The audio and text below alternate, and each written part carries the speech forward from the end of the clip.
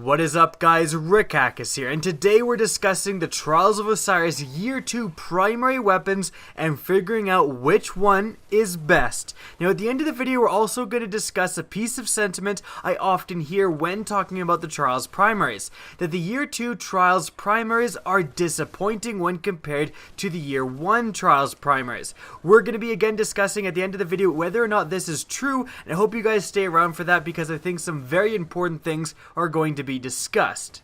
Now let's get started. Which Trials of Osiris primary is best? Now, I've done full reviews on each of the 4 Trials of Osiris primary weapons. The Water Star Hand Cannon, the Inward Lamp Scout Rifle, the Reflection Sum Pulse Rifle, and the Doctrine of Passing Auto Rifle. If you want to know more about any one of these weapons, you can click the thumbnail on screen right now. That'll open a new window and you can watch that full review on that specific weapon. And I'll also link these reviews in the description of this video. Again, if you just want to familiarize yourself with any one of these certain guns. But in any event, let's move on with this assessment. Now, to figure out which one of these guns is best, we're going to eliminate the guns one by one until we have a final winner.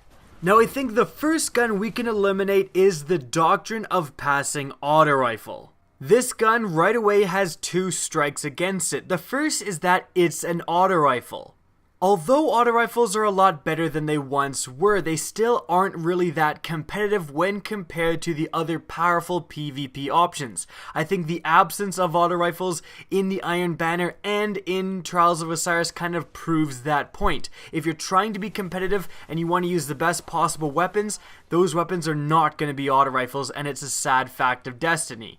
Now, even if you disagree with that statement, the second strike against the Doctrine of Passing is it's one of the high fire rate, low damaging auto rifles. The fast firing auto rifles have always been tremendously underpowered. The reason being is simply because their maximum time to kill if you land every single one of your headshots is just barely quicker than the time to kill of an average pulse rifle, and it's basically impossible to land all your headshots since Bungie has made the stability of this archetype just so low. If that wasn't bad enough, the range on this archetype is also tremendously bad. Now, the Doctrine of Passing is actually one of the best weapons in this archetype, so if Bungie ever comes to their senses and finally buffs the fast-firing auto rifles, keep an eye out for this weapon. But as it stands right now, the Doctrine of Passing simply isn't competitive when compared to the other Trials weapons. Now, the next weapon we can eliminate is the Water Star Hand Cannon.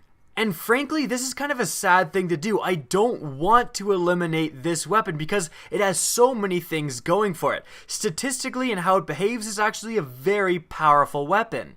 The reason it's being eliminated is not because the Water Star sucks, it's because hand cannons suck right now.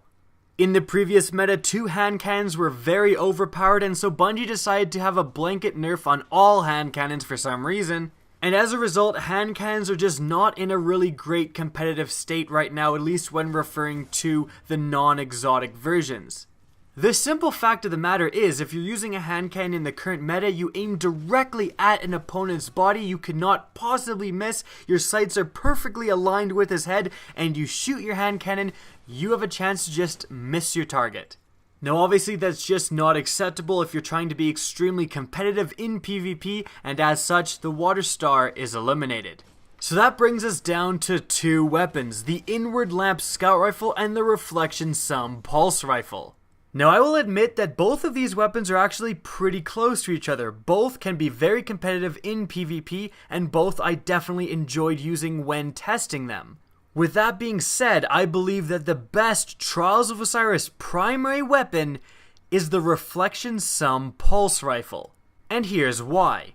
The Inward Lamp is a good gun, do not get me wrong. However, I believe its stability just isn't high enough to make it an extremely competitive option. Its stats, if you actually look at its starting stats, they're very similar to the legendary Suros Scout Rifle of the same damage archetype with absolutely no stability increases. So all you're getting is kind of just a base level fast firing scout rifle with really no statistical advantages with full auto. The reflection sum, on the other hand, is pretty insane. It has great starting stability, and the range with this archetype of pulse rifle really isn't too important, because although you may start to do less damage, getting around medium to longer range with this weapon, you are going to be almost killing in 2 shots every time. In fact, on the lowest armor of enemies, you can kill them in 2 shots if you land all headshots. So the third burst of the reflection sum is just to finish off an already extremely weak enemy. As such, if you're doing less damage because you're at range, it really isn't going to change your time to kill at all. The reflection sum has almost the exact same stats as the Nerwin's Mercy Iron Banner pulse rifle. And considering how many people I melted in Trials of Osiris with the Nerwin's Mercy, and how many people melted me with the Nerwin's Mercy, and just how many people I saw in general using the Nerwin's Mercy, and again, the reflection sum is almost identical in terms of stats to the Nerwin's Mercy, there's just no denying the reflection sum is going to be an insanely powerful and competitive PvP weapon, and therefore it is the best Trials of Osiris primary weapon. Now, with all that said and done, are the Trials of Osiris weapons disappointing? I hear a lot of people saying that the Year 2 Trials weapons just don't hold up when compared to the Year 1 Trials weapons. Well, I think the obvious answer is that these weapons are absolutely disappointing when compared to the Year 1 Trials weapons. And frankly, there's just no way a rational person could deny that. If you look at how powerful the Year 1 Trials weapons were, the Messenger, the Scholar, they were insanely powerful. The Summoner, even though it was an auto rifle before the auto rifle buff, it was so good people were still using it. So yes, the Trials of Osiris weapons are disappointing, and here's why. Firstly, the stats of these Trials weapons don't really stand out. Let's look at what I said was the best Trials primary, the reflection sum. I kept comparing it to the Nerwin's Mercy, and it is very comparable to the Nerwin's Mercy, but although the stats are close, the Nerwin's Mercy Iron Banner pulse rifle actually beats the reflection sum in both stability and range. Oh, and by the way, it has a better magazine size as well. Almost all of the Year 2 Trials weapons don't really have stats and perks that stand out as excellent when compared to the competition. A lot of the time, a good roll on another legendary weapon is enough to completely dismiss one of these Trials weapons. Last year, the Trials weapons were kind of comparable to the god rolls of the really good legendaries. You know, the Messenger was like getting a really good roll on your spare change. So not only would some of these rolls be considered average if they were on other random legendary guns, I mean the Trials rocket launcher has Battle Runner for God's sakes, but it's also disappointing that some of these weapons got put into categories that already have so much competition. The main example is again the reflection sum. Although it is a very powerful pulse rifle, it's put into the damage category where there is already like 3 or 4 powerful pulse rifles all competing in that same exact damage category.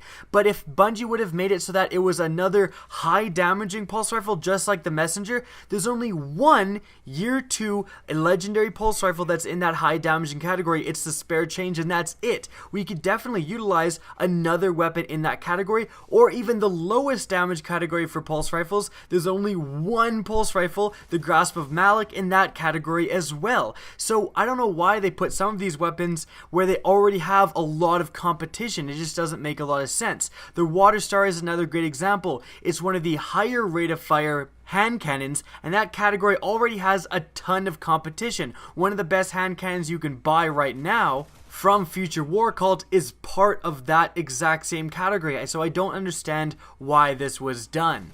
And so as a whole, there really isn't too much to distinguish the Trials weapons from the competition. There isn't any reason to use a reflection sum if you already have a Nerwin's Mercy. There isn't any reason to use an Inward Lamp if you already have a good roll on another Scout Rifle. There isn't any reason to use the Water Star or the Doctrine of Passing at all if you have a good Pulse Rifle. And sadly, that's what makes the Year 2 Trials of Osiris weapons disappointing. I hope you guys enjoyed the video. If you did, please remember to rate and share it. It really helps me out. And if you want to see more Destiny content similar to this, don't be afraid to slap that subscribe button. Now, if you want to get in touch with me and keep up to date with the latest channel activity, the best way is to follow me on Twitter. That's going to be linked in the description of this video, as is my Twitch channel, which you can follow as well. Again, I hope you enjoyed the video, and as always, have a good day.